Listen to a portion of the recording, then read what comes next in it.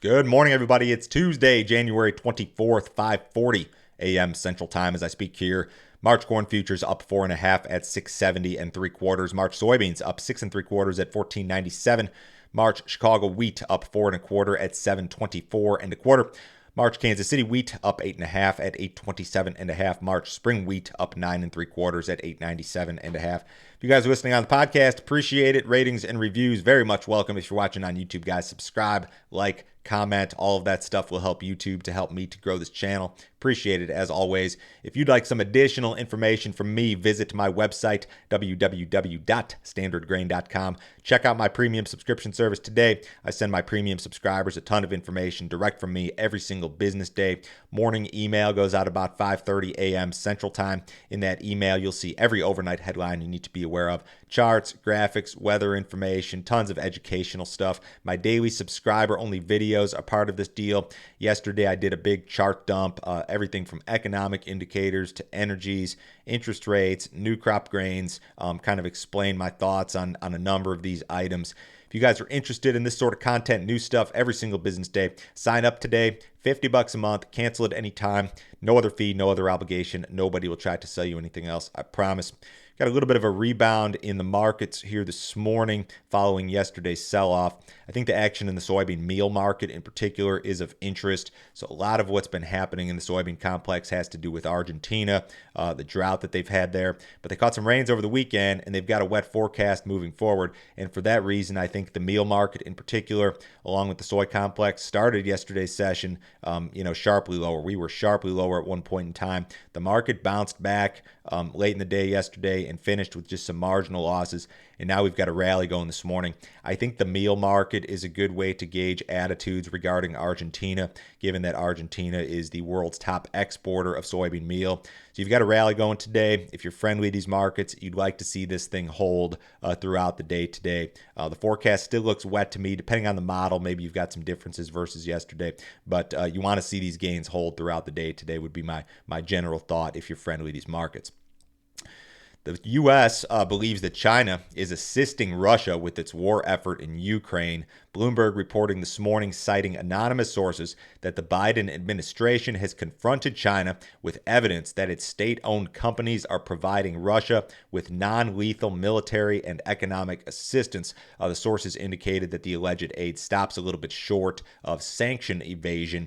The U.S. has reportedly warned China about the implications of supplying Russia with any sort of support for the war.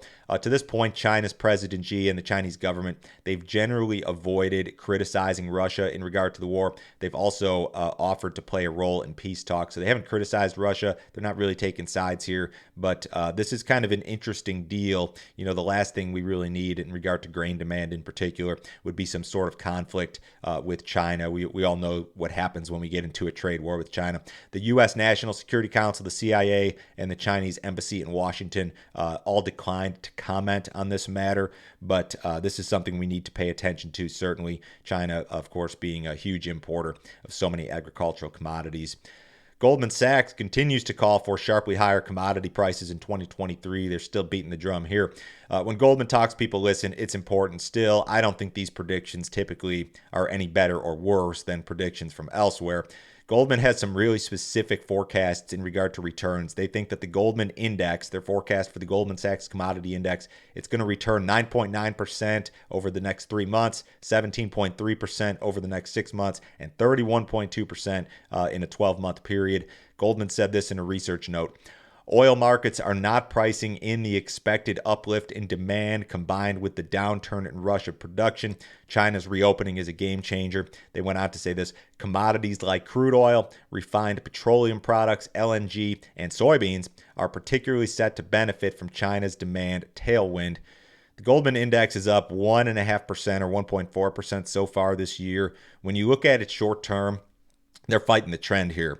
So you had your peak in the Goldman Index. That's what's on my screen here. The Goldman Index back in March when Russia invaded Ukraine. You had kind of a secondary high in June, and we've really trended lower since. So they're fighting a bear market here. Now you pull this chart back a little bit further, and you go back to the COVID low, yeah, we're still way above those sort of levels. And you can maybe even make the argument that this isn't a bad looking chart and that this is kind of a friendly chart, bigger picture. So Goldman sticking to its guns here. Are they talking their book? I don't know. Again, I don't know if their predictions are any better than anybody else's, but interesting stuff.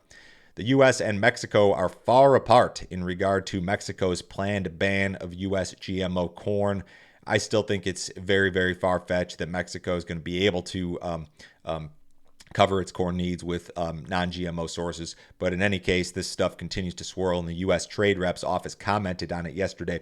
The U.S. Trade Rep's office said this in a statement. Mexico's proposed approach, which is not grounded in science, still threatens to disrupt billions of dollars in bilateral agricultural trade, cause serious economic harm to U.S. farmers and Mexican livestock producers. So farmers in the U.S., farm groups more specifically, are concerned that the U.S. could lose one of its biggest export markets for corn.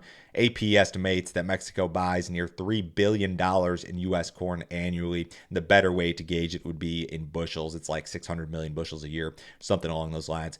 Mexico continues to cite health concerns. The U.S. says that a ban would violate the U.S.-Mexico-Canada Trade Agreement, or the USMCA. It was reported like a month ago that Mexico would push the ban back to 2025 from 2024 previously. So this is still kind of a wild card here moving forward, I guess.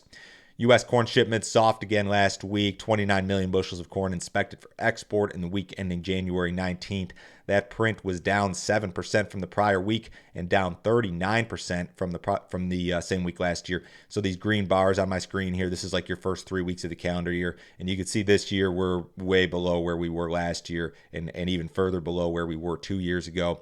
Accumulated corn shipments for the current marketing year are down 30% versus the same period last year.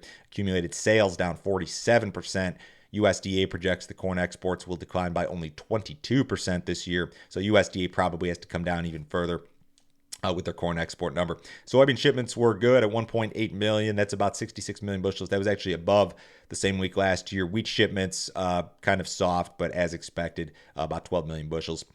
Brazilian crop estimates are falling slightly. Well-followed private group Ag Rural estimated the country's soybean crop at 152.9 million metric tons, down from 153.6 previously. The prior record of 139.5 was harvested 2 years ago. So even with this downward reduction, they're still talking a crop that will exceed the previous record by almost 10%. They also reduced their corn production estimate, 123.9 in total for Brazil. 124.3 was their previous number. The prior record was harvested last year. That was 116. So even with the downward revision in corn, they're still talking a record crop to the tune of about 7% versus the previous record. I didn't see the report. I'd assume that these downward revisions have something to do with drought in the southern parts of the country.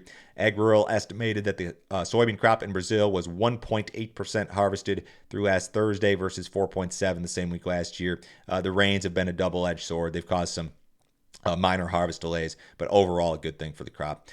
USDA reported a soybean flash sale yesterday. U.S. exporters sold about 7 million bushels of soybeans to unknown destinations for delivery during the current marketing year. We've seen a total of 7 soybean flash sales so far reported since the beginning of the year. None of them were large. The biggest one was 8 million bushels back on January 20th. Cattle market was higher yesterday. The feeder cattle market was higher. We'll see how feeder cattle in particular react to this marginally higher corn trade here this morning. That cattle on feed report last week was mostly neutral.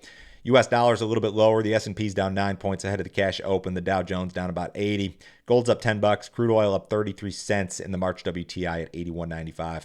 Have a great day, guys. I'll talk to you Wednesday.